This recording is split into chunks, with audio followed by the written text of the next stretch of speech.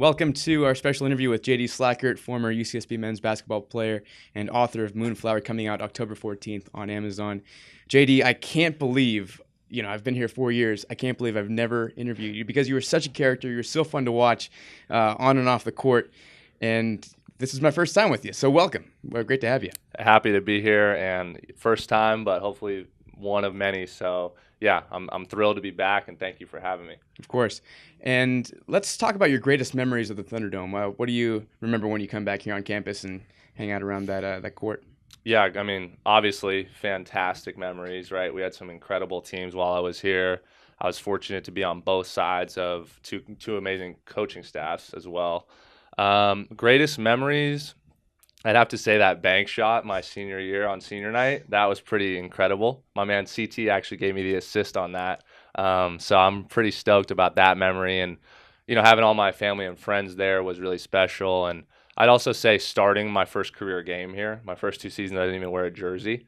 And then my junior year, I started my first ever college basketball game. So that was a really great memory as well. You became really well known for your celebrations on the bench last year and just pumping up the team. As a broadcaster, I loved looking over and trying to narrate exactly what you were doing. As a fan, I loved it even more. How much fun was it to be part of last year's team, the biggest NCAA turnaround in the country? Fantastic. You talk about the previous year being 6-22 or whatever it was we were. That was really tough. And in a meeting with Coach Pasternak, I told him, I just got done being a key component on a not very good team, and I was willing to take a step back in order to be a part of something special. And although I didn't get to play a lot, hardly at all, I felt so a part of that group on a daily basis, and it's probably the most fun I ever had in a season, even though I didn't get to play a lot. So I really enjoyed being on the bench with those guys and just having a great time. So. Yeah, JD, since the end of last season, 5 of your teammates, they've signed professional contracts, with the latest being Gabe Vincent with the Sacramento Kings. Big congratulations to Gabe. But what do you say to them after they sign those deals? Yeah, well, I'm in touch with all of them on a regular basis. I even talked to Alex Hart this morning before the interview and just wanted to get in touch.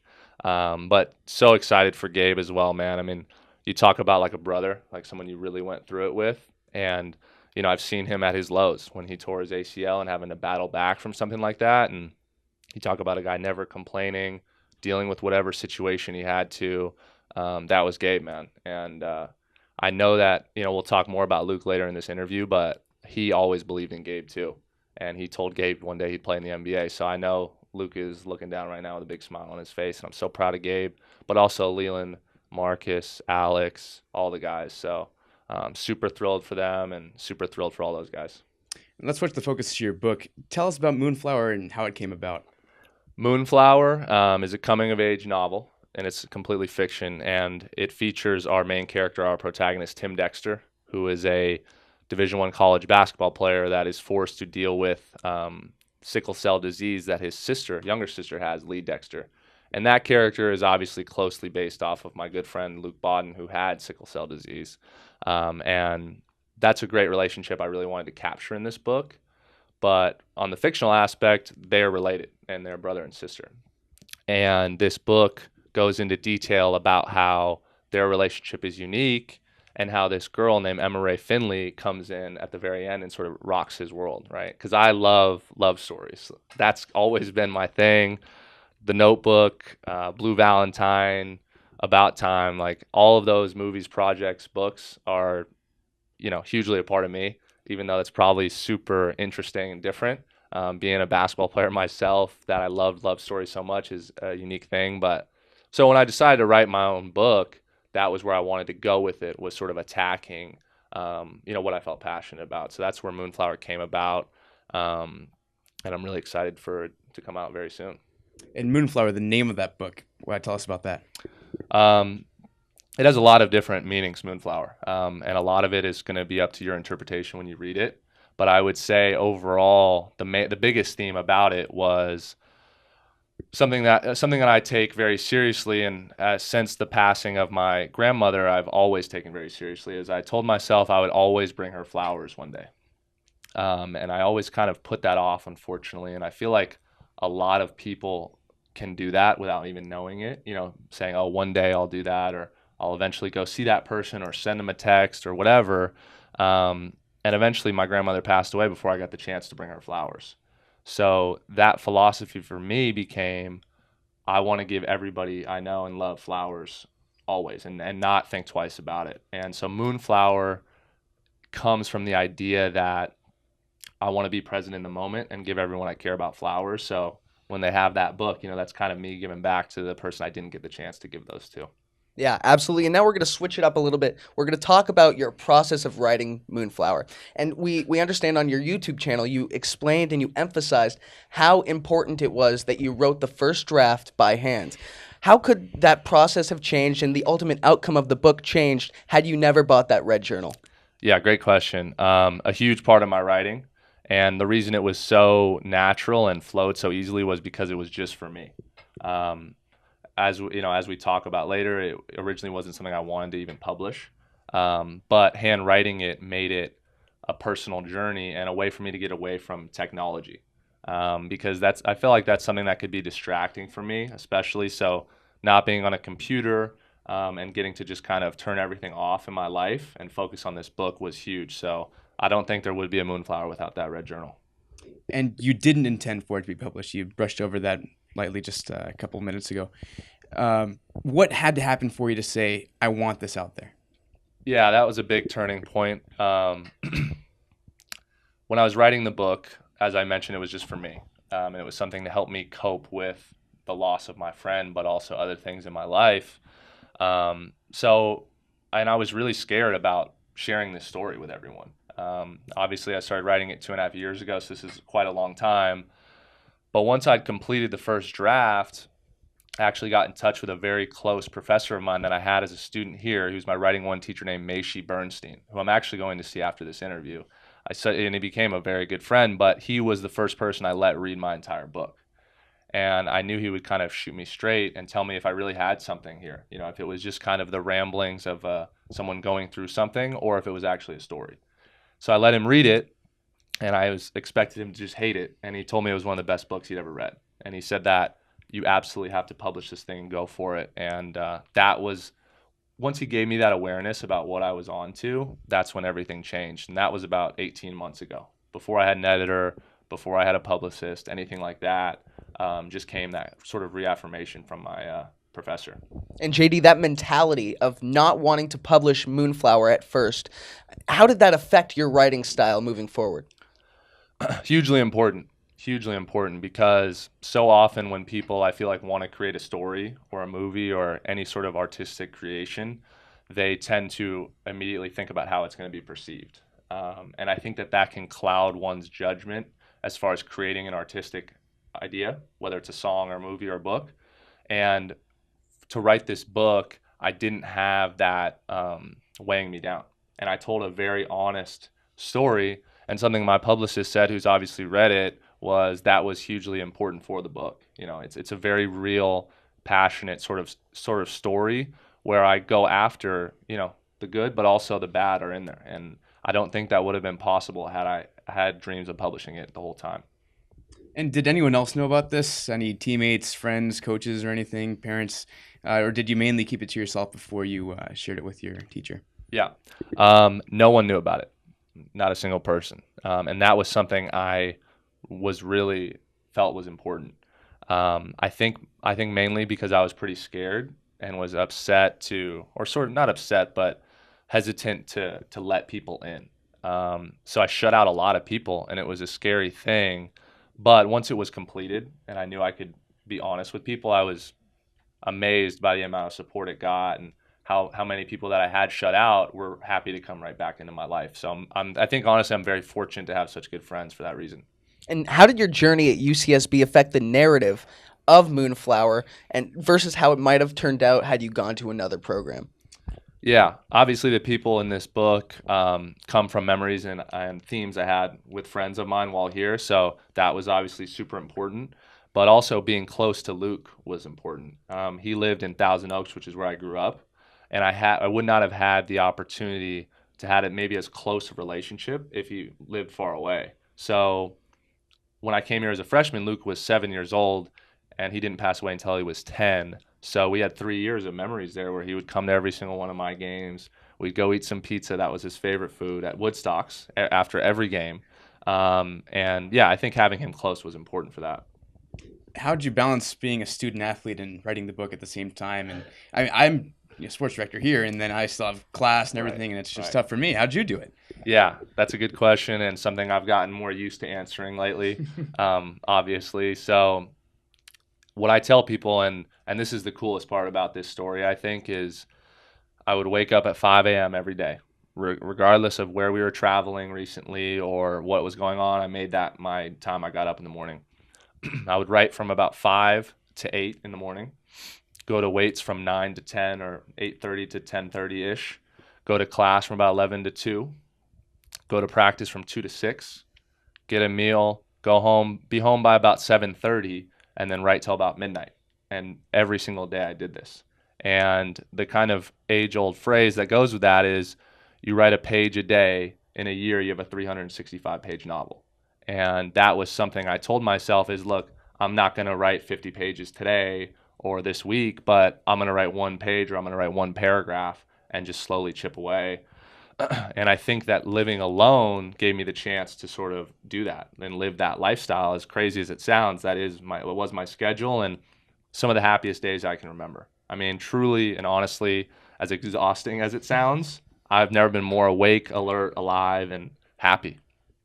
One of your major inspirations for this book, we understand, was Paper Towns by John Green. How did his writing style affect your approach with the narrative of the story?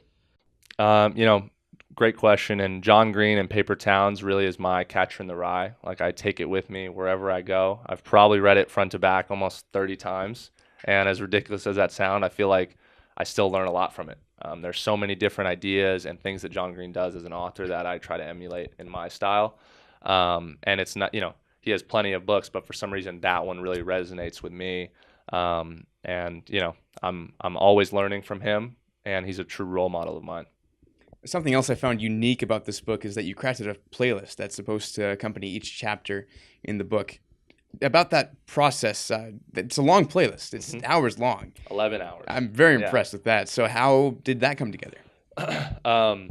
So I think when I was living alone, I wanted to create an environment while writing the book that didn't feel alone in a way, because it was tough to isolate myself like that, and listening to music became something that was more than just a theme and something I used. I almost needed it. Like, I could not have written this book without those songs. And in a way, the music also reminded me of all the memories and themes and ideas that I'd had to write about them. So like, songs would remind me of things that happened.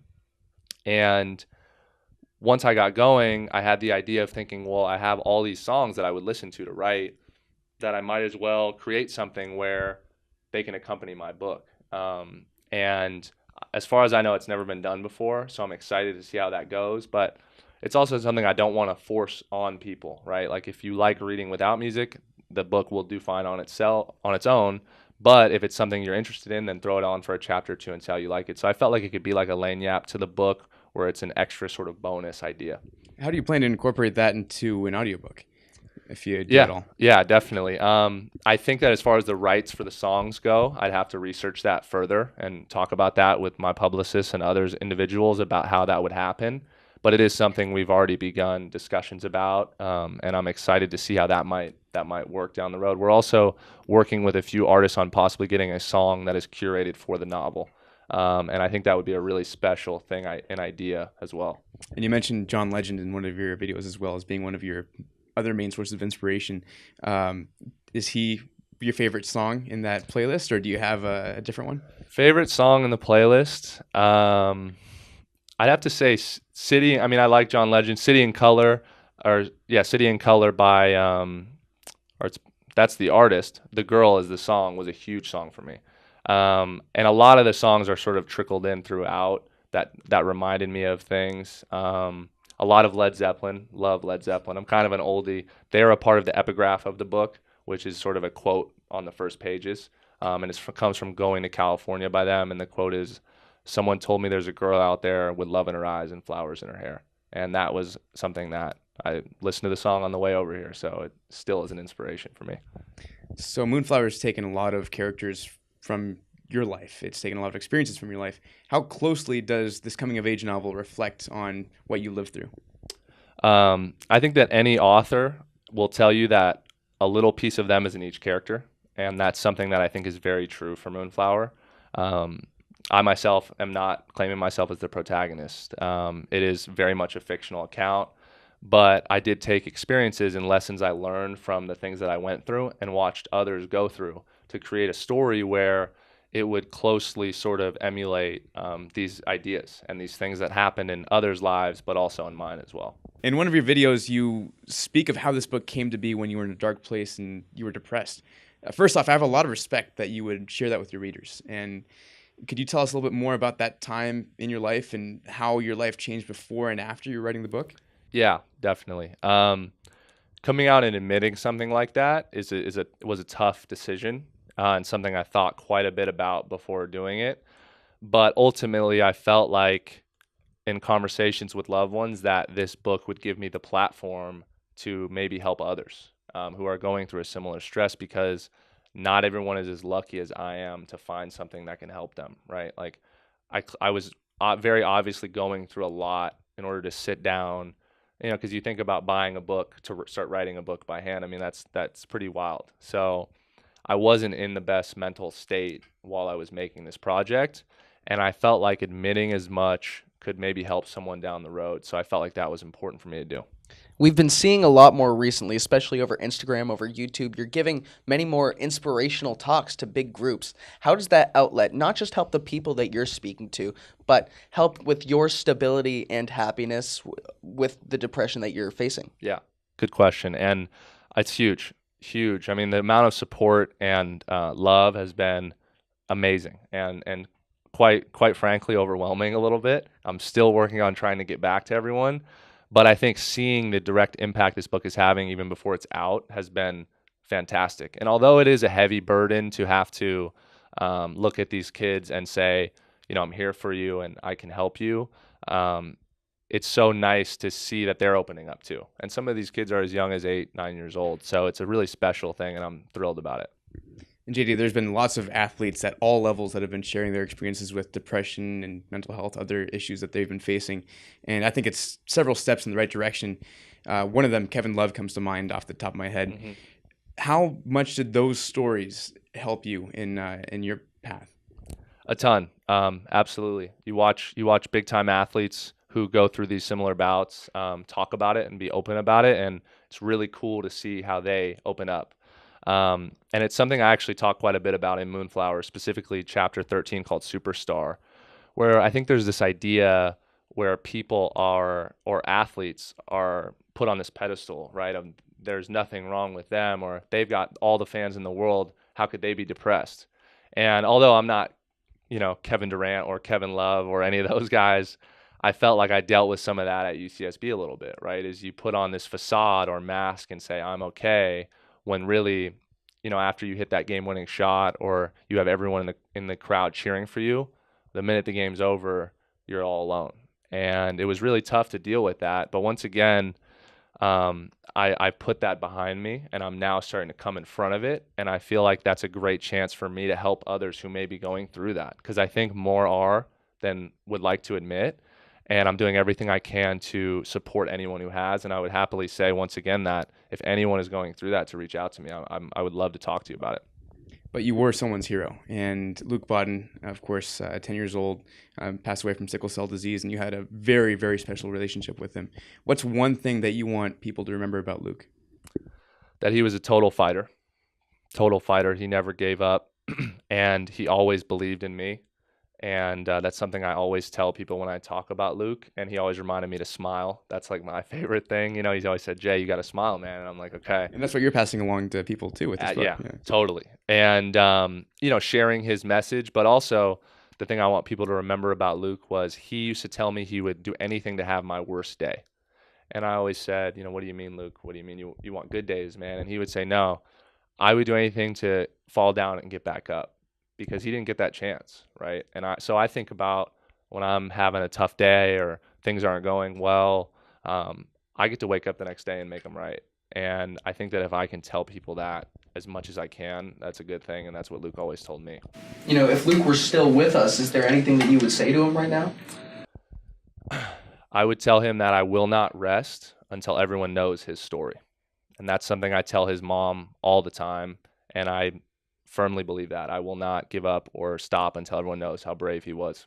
And JD, how can someone support the Luke Strong Foundation? You've got us some wristbands here, actually, some Luke Strong wristbands with Psalm 33:9 on the back. Could you tell us a little bit about that and how you can support the foundation? Yeah, I mean, well, I'll say Luke Strong on them, and that's actually something I use in the book that lives in the novel. Chapter 26 is called Lee Strong. So it's something that I've taken quite a bit fictionally and used my own twist for the novel. But you can support the foundation by visiting lukestrong.org. And there's a donation page as well where it talks about how the foundation helps kids with sickle cell disease. But not just kids with sickle cell disease, but families with children that are having this disorder. And sickle cell disease is something I've spoken quite a bit about and had to learn quite a bit about to write this book. And it is curable through a bone marrow transplant. And I know that it is a very costly thing to have. So this foundation helps support families who are looking to find a cure for that and also support their children. And what's been the most rewarding part of this entire experience for you? You've talked to several middle schools, as Max mentioned earlier. You're here with us right now, of course, sharing the story of someone who was your hero and you were their hero. So what's been the biggest part of this for you?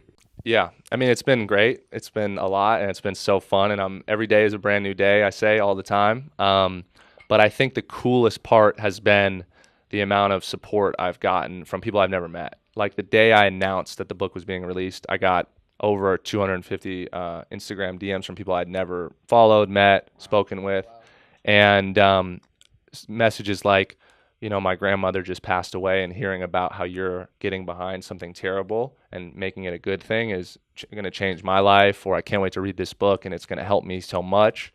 And I'm still responding to those people even to this day. And it's really cool to see how much, you know, people have. We've all lost people. So that's been the most rewarding, is seeing the immediate good this book is doing.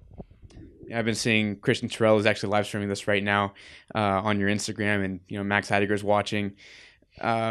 Your former teammates have really reached out to you and given you a lot of support on social media, and they're all plugging your book at the same time.